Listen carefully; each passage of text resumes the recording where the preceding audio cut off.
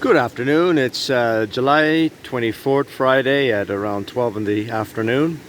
Our water is looking fairly clear. Despite the amount of rain we've had, we have a fly fisherman up the way here. I was just chatting with him and he didn't have any luck so far. Hopefully he catches something. And the rocky shoal opposite the fisherman there is just partially submerged. There's a little bit of water coming over some of those rocks, so that gives you an idea there of what the conditions look like. So take care of yourself.